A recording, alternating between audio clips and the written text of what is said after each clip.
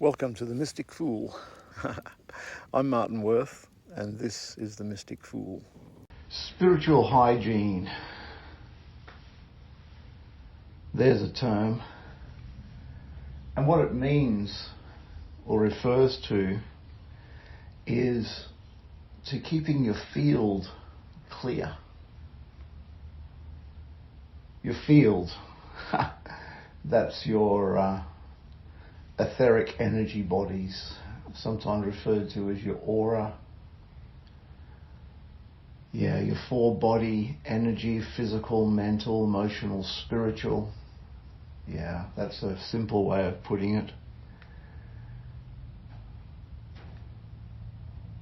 But yeah, there are certain laws which I've spoken of before, and one of the laws is that nothing can enter the game of another unless it is given permission.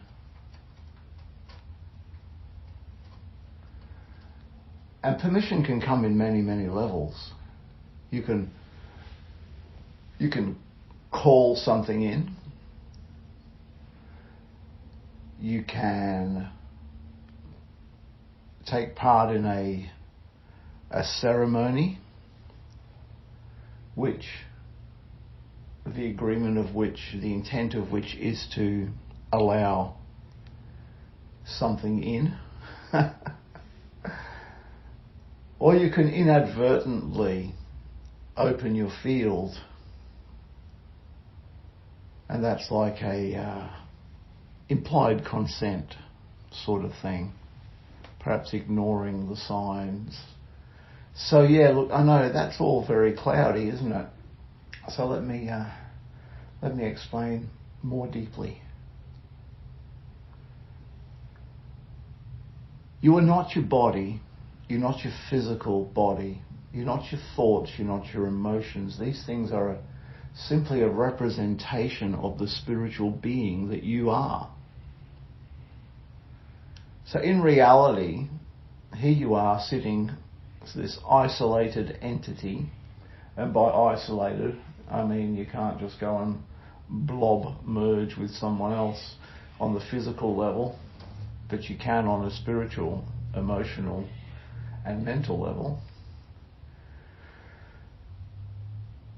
So, if you imagine on a physical level, you can choose the people that you hang around with. You can choose what friends you have. You can choose who you allow into your house. You can choose who you allow into your life. And sometimes those choices are made by consent, by palling up with someone, being friends. Sometimes they can be made inadvertently by attendance at a gathering, let's say a party at a friend's place or something else, and then you become associated by proxy, I guess, with other people who are also at that event. And then there's the implied consent, where someone decides, as they've met you before, so they might start to hang about and stalk you and be an unwanted presence, where you have somehow made a connection with them inadvertently. All right, so the parallels between the physical and the spiritual. You are a spiritual being having an earthly experience. And there are other spiritual beings. Some of those are the spirits of other people. You've got spirits of other physical beings within the world. Everything that's alive has spirit. But beyond the physical that we see, trees, animals, people, there are the unseen realms. There are other entities, other energies out there that we do not perceive through the filter of our five senses of the physical. We do perceive them, if we allow ourselves, through the sixth sense of the psychic, through our intuition. And so, spiritual hygiene is about as careful as you should be setting boundaries in the physical. And if you're not good at setting boundaries in the physical, you may not be good at setting boundaries in the spiritual. Just as you set boundaries in the physical and choose who or who not to hang around with, you should also turn your attention to setting boundaries in the spiritual. The thing is, the more spiritually attuned you become, the more you must be aware of the spiritual laws that rule the spiritual realm. The more you step into the spiritual realm from your physical, the more you become aware, the more you practice spiritual practices, meditation, perhaps ceremony, attending spiritual events, the more you need to be aware that you're not just dealing with the physical presences of the people at those events, or just the physical presence of you sitting in a room meditating. You're actually tapping into realms beyond the physical. And in those realms beyond the physical, there are beings, just as there are in the physical, who are some good, some not so good. There are some people you'd want to hang around with, and some people that you wouldn't want to hang around with. There are some people who will be your friends, who will have your back, and there are some people who will take advantage of you, perhaps even steal from you. So as above, so below. In the spiritual realm, there are entities, there are energies that are both beneficial and not beneficial. And this is what I mean by spiritual hygiene. As you step into the realms beyond the veil, you need to be aware that there are energies there, some of which you would not want to have an association with in your field.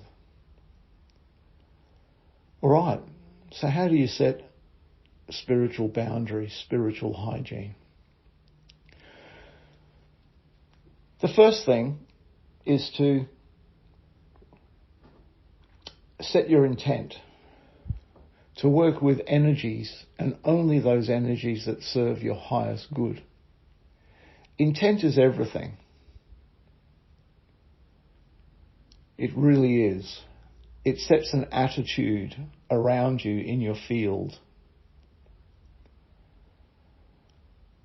The second thing, just as important, is to acknowledge spirit.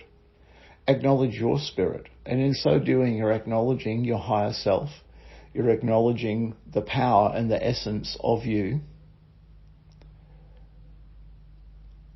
And in referring to that power and that essence that is your essential nature, you are determining to raise your energy to a level where entities or energies that would not be beneficial for you would not want to tread.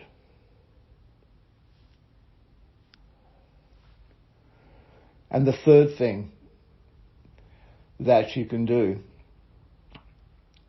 is to challenge any energy or entity that you may detect with your sixth sense whilst meditating or being a part of a ceremony, or perhaps it's just a healing or a sound bath. You know, people say, oh, a spirit guide turned up, great, and that's all good. There are such things as spirit guides. But there are spirit guides that are helpful, and there are spirit guides that may not be helpful. Just as I said, there are people who can be helpful and not helpful in your day-to-day life. And the challenge that you would issue to any energy or entity that would come into your sphere is to ask that energy or entity, do you love me unconditionally? And ask it 3 times. Now, an entity that has your highest good in mind is going to be more than likely on a higher level than we are on this plane. And above this level, entities will have the understanding of love. At the very top of our understanding of what love is, in the next density or level, that is the lowest understanding of what love is. So if you were to challenge, and by challenge I don't mean with attitude, if you were to say to any spirit guide that would enter your field, do you love me unconditionally?